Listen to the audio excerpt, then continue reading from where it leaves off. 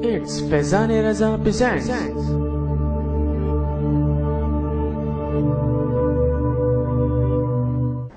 بسم اللہ الرحمن الرحیم۔ اللہ تبارک و تعالیٰ کے پاکیزہ نام سے ابتدا کرتے ہیں جو بہت مہربان نہایت رحم والا ہے۔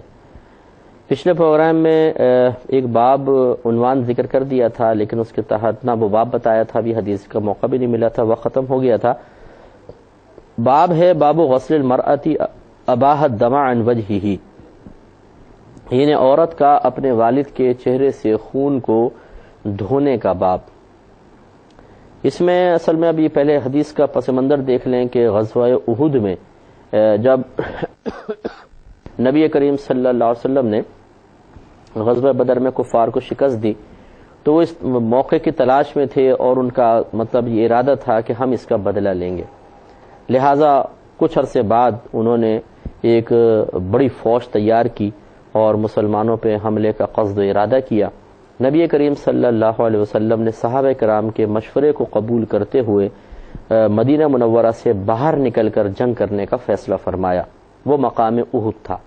احد پہاڑ کے پاس نبی کریم صلی اللہ علیہ وسلم نے اسٹے فرمایا، وہ سامنے کفار کی فوج تھی، یہاں رحمت کونین صلی اللہ علیہ وسلم اپنے صحابہ کے ساتھ ہیں، اور جہاں سرکار تھے اس کے ایک طرف ایک پہاڑی تھی کافی اونچی، اس کو پشت پہ لے کر اور آپ نے فیصلہ فرمایا کہ ہم مقابلہ کریں گے، اور اس کے اوپر آپ نے اپنے صحابہ کا ایک دستہ مقرر کر دیا تھا کہ ایسا نہ ہو کہ ہم جنگ کر رہے ہیں اور پیچھے سے کوئی گھوم کر اس پہاڑی کے اوپر سے آ کے اگر اتر کے حملہ کر دے گا تو ہماری پشت سے حملہ کرے گا اور پھر یہ نقصان ہوگا۔ تو اس لیے تیر اندازوں کا ایک دستہ وہاں کھڑا کر دیا کہ کوئی اگر پہاڑی پہ چڑھنے لگے تو تم تیر مار کے اس کو روک دینا۔ اور نبی کریم صلی اللہ علیہ وسلم نے ان صحابہ کو فرمایا کہ جب تک میں تمہیں نہ کہوں اس مقام کو مت چھوڑنا۔ اور اس کے بعد پھر جنگ شروع ہوئی اور مسلمانوں نے ابتدا میں بہت ہی خوبصورت جنگ کی اور زبردست حملہ ہوا، اور کفار پسپا ہو گئے اور وہ بھاگے، مسلمان پیچھے پیچھے بھاگے۔ تو کفار چونکہ سامان چھوڑ کے بھاگے تھے تو وہ مسلمان سامان سمیٹنے لگے، اور بالکل ایسا لگا جیسے مسلمان ہی جنگ جیت چکے ہیں۔ تو جو درے پہ اوپر جو کھڑے ہوئے تھے صحابہ، ان میں سے اکثر نے جب مسلمانوں کو سامان وغیرہ اٹھاتے دیکھا تو ان میں ایک جوش پیدا ہوا، اور انہوں نے سوچا اب تو جنگ ختم ہو گئی ہے، تو وہ نیچے آنے لگے۔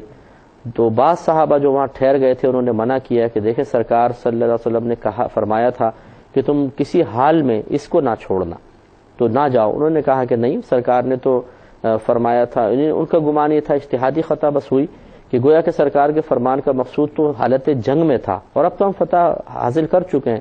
تو وہ دستہ تقریباً نیچے آ گیا، 4-5 اوپر رہ گئے اور وہ مال سمیٹنے میں لگ گئے۔ خالد بن ولید جو ابھی تک ایمان لے کر نہیں آئے تھے، جب انہوں نے صورتحال دیکھی تو وہ چونکہ جنگ کے ٹیکنیک سے بہت زیادہ واقف تھے، تو وہ اس پہاڑی کے پیچھے سے گھوم کر آئے۔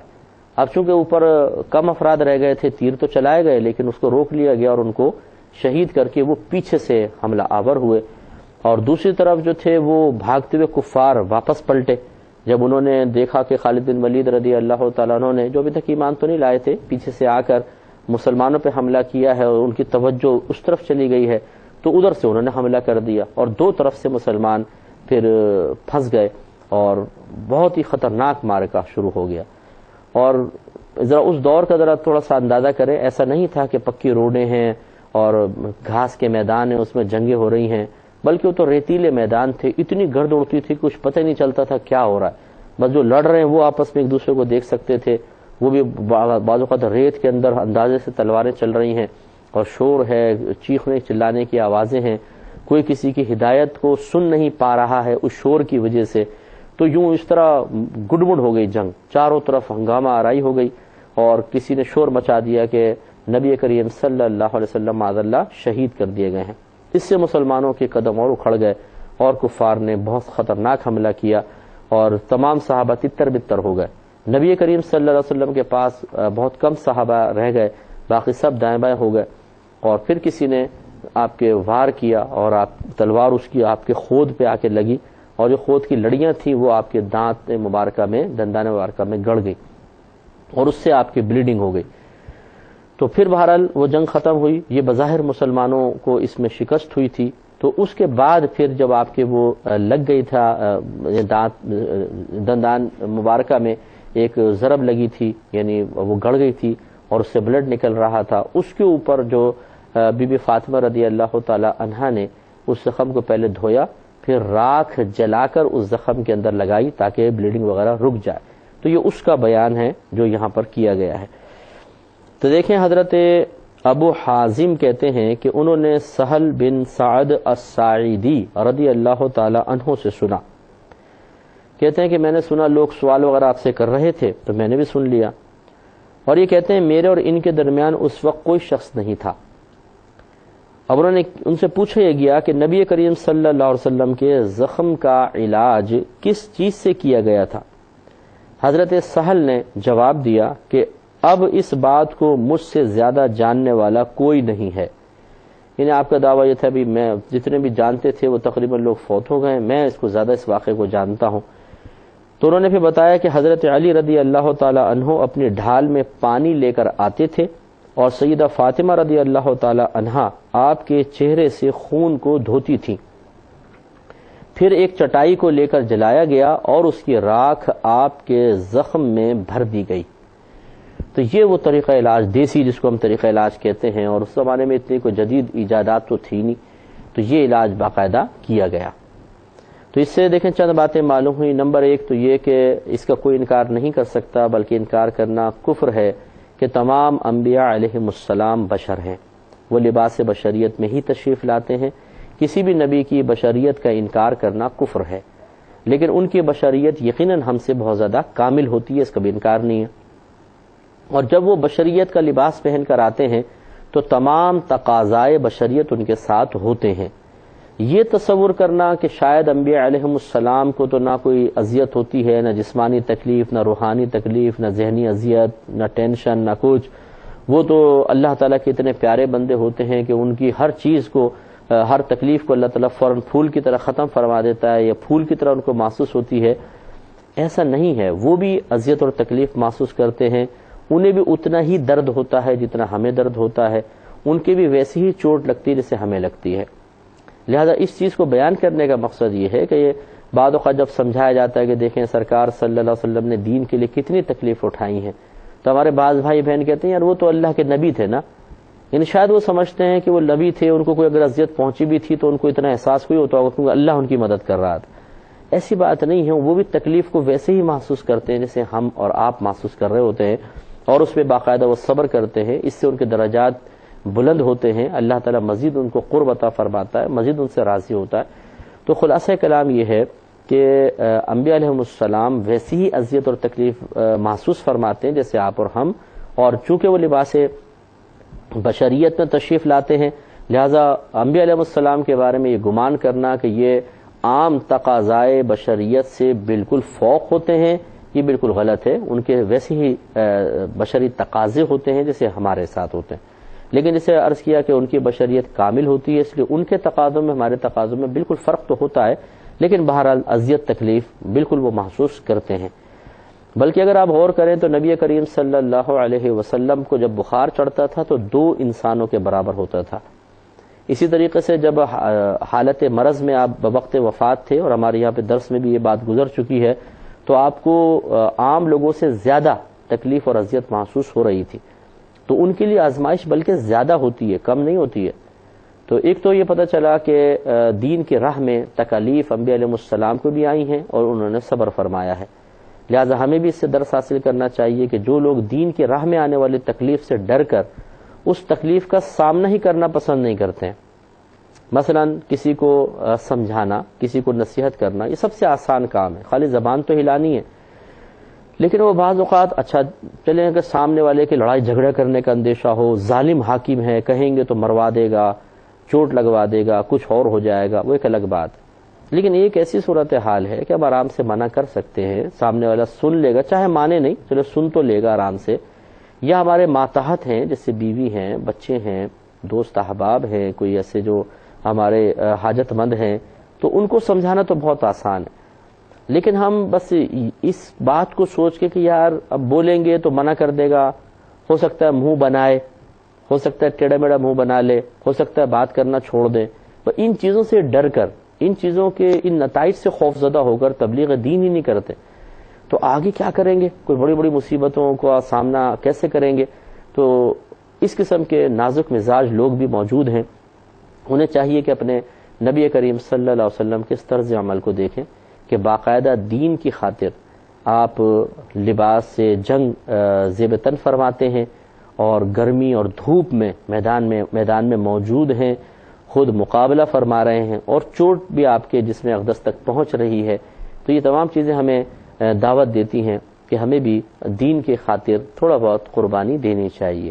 میں نہیں کہہ رہا ہوں کہ آپ جنگوں کے اندر نکل جائیں، کہنے کا مطلب یہ ہے کہ ہمیں چاہیے کہ ہم دین کی تقویت اور ترقی کے لیے اپنے علاقے اپنے گھر کے اندر ہی کوشش کر سکتے ہیں. کوئی بہت دور جانا بھی ضروری نہیں ہے، لیکن کریں تو صحیح، اور اس کی راہ میں آنے والی تکلیفوں سے ڈر کر تبلیغ دین کو ترک نہ کریں، بلکہ ہمت کر کے آگے بڑھیں اور تکلیفوں کو فیس کریں. جیسے دنیاوی کون سا ایسا معاملہ ہے کہ جس میں کوئی تکلیف نہیں پہنچتی؟ شادی بیاہ کا معاملہ دیکھ لیں، نوکری کا معاملہ دیکھ لیں، کاروبار کا معاملہ دیکھیں، رشتہ داریاں دیکھ لیں، دوستیاں دیکھ لیں، محلے داری دیکھ لیں، ہر ایک کے اندر کوئی نہ کوئی تکلیف ہے، اذیت ہے، پریشانی ہے، بلکہ بہت زیادہ تکلیفیں اور پریشانیاں ہوتی ہیں. لیکن ہم ان تمام چیزوں کو کر رہے ہیں نا، اور کیوں کر رہے ہیں؟ اس لیے کہ جی یہ زندگی کا حصہ ہے. کیا کریں جی، یہ تو کرنا ہی پڑتا ہے. تو جب یہ کرنا ہی پڑتا ہے اور اتنی ہمارے اندر ہمت ہے کہ ان دنیاوی معاملات کو کرتے ہوئے ہم تمام تکالیف پر صبر کر رہے ہیں، ان کو سہ رہے ہیں، تو پھر دین کے لیے کوئی تکلیف برداشت کرتے ہوئے ہم کیوں کم ہمت ہو جائیں؟ تو اس لیے ہمیں ہمت کرنی چاہیے. تو سب سے پہلے علم دین سیکھنا چاہیے، پھر دوسروں کو سکھانے کا ایک اچھا انداز اختیار کرنا چاہیے، اس میں نرمی بھی ہو، صبر بھی ہو، استقامت و تسلسل بھی ہو، اور اللہ تبارک و تعالیٰ کی رضا کی خاطر اخلاص کے ساتھ ہو، تو ضرور برکت پیدا ہوتی ہے. دوسرے سے بھی معلوم ہوا کہ زخم وغیرہ اگر لگ جائے تو علاج کروانا سنت کریمہ ہے. بعض لوگ علاج نہیں کرواتے، یہ بہت کم ہوتے ہیں لیکن ہوتے ہیں، کہ نہیں جی خود ہی ٹھیک ہو جائے گا، زخم خود ہی ٹھیک ہو جائے گا، بخار خود ہی ٹھیک ہو جائے گا، نزلہ خود ہی ٹھیک ہو جائے گا. وہ کوئی دوائی استعمال نہیں کرتے، وہ سمجھتے ہیں کہ شاید یہ توکل علی اللہ ہے کہ ہم کوئی دوا استعمال نہ کریں بلکہ صرف اللہ پہ بھروسہ رکھیں. حالانکہ جو توکل کا درس ہمیں شریعت کی طرف سے ملتا ہے وہ یہی ہے کہ آپ کوشش کریں اور عمل کریں اور اس کا انجام اللہ کے سپرد کر دیں کہ اللہ تعالیٰ میں نے کوشش کی ہے کام کے لیے، اب انجام تیرے سپرد ہے. کیا مطلب؟ کہ نتیجہ میری مرضی کے موافق اور میری کوشش کے موافق ملے یا نہ ملے، میں تیری رضا پر راضی ہوں. بس یہ توکل ہے. تو اسی لیے آپ دیکھیں کنز العمال کی حدیث پاک ہے کہ ایک اعرابی مسجد میں تشریف لائے، ان کے ساتھ ان کی اونٹنی بھی تھی. نبی کریم صلی اللہ علیہ وسلم نماز ادا فرما چکے تھے، تو اس نے عرض کیا رسول اللہ صلی اللہ علیہ وسلم میں نماز ادا کرنا چاہتا ہوں، تو کیا اپنی اونٹنی کو چھوڑ دوں اور اللہ پہ توکل کروں یا باندھ کر توکل کروں؟ نبی کریم صلی اللہ علیہ وسلم نے فرمایا کہ پہلے اپنی اونٹنی کو باندھ پھر اللہ پر توکل کر. یہ ایک سبق اور درس دیا گیا ہے کہ آپ اپنی کوشش پوری کر لیں، اس کے بعد نتیجے کو اللہ کے اوپر چھوڑ دیں. پھر ضروری نہیں ہے کہ نتیجہ آپ کی مرضی کے موافق آئے، وہ خلاف بھی آ سکتا ہے، لیکن آپ کا بھروسہ اللہ تعالیٰ پر ہے. بس یہ ہے توکل. تو اس لیے دوا وغیرہ استعمال کرنی چاہیے اور سنت کی نیت سے کرنی چاہیے، اس میں کوئی حرج نہیں ہے. یہ بھی معلوم ہوا کہ عورتیں جس سے بی بی فاطمہ رضی اللہ تعالیٰ عنہ دیکھیں حالت جنگ میں پہنچی ہوئی ہیں، نبی کریم صلی اللہ علیہ وسلم کو کی تیمارداری فرما رہی ہیں. تو اس سے معلوم ہوا کہ خواتین بھی اپنے اپنے طور پر اور اپنے طریقے سے اپنے انداز سے ان جنگوں کے اندر اپنا حصہ شامل رکھتی تھیں. بی بی فاطمہ رضی اللہ تعالیٰ عنہا جیسی پردے دار خاتون اور حیا اور شرم والی خاتون بھی دیکھیں وہاں پر ہیں موجود، اور نبی کریم صلی اللہ علیہ وسلم کی تیمارداری بھی فرما رہی ہیں. اس کا مطلب پردے کا لحاظ بھی ہے، تمام تقاضے بھی حیا کے ملحوظ رکھتے ہوئے اور اپنے درجات کی بلندی کا سامان بھی ہو رہا ہے. اس لیے خواتین کو بھی چاہیے کہ وہ بھی دین کی تقویت و ترقی کے لیے اپنے آپ کو استعمال کریں. کم از کم اتنا تو ہماری بہنیں کر سکتی ہیں کہ علم دین سیکھ کر خود بھی اچھا اپنے طرز عمل کو بہتر کریں اور اپنے دیگر جتنے بھی دنیاوی معاملات ہیں یا دینی معاملات ہیں انہیں شریعت کے مطابق ادا کرنے کی کوشش کریں، اور پھر اپنے بچوں کی تربیت بھی کریں اسی علم دین کی برکت سے. اور اگر زیادہ اللہ تعالیٰ آپ کو وقت دے اور آپ کے گھر سے اجازت مل جائے تو دوسروں تک اس علم دین کو پہنچائیں. لیکن ہماری خواتین فلمیں، ڈرامے ان کے لیے پورے پورے دن نکال دیتی ہیں، کہ ایک گھنٹے نکال دیتی ہیں.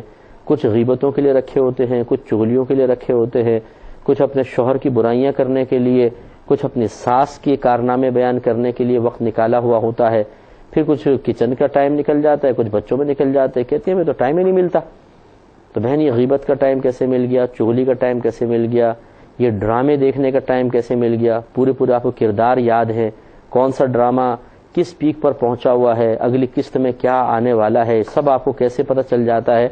تو اس کے لیے تو آپ بڑا ٹائم نکال لیتی ہیں، اور اللہ کے دین کے لیے کوئی وقت نہ نکالا جائے، حیرت انگیز بات ہے اور قابل افسوس بھی ہے۔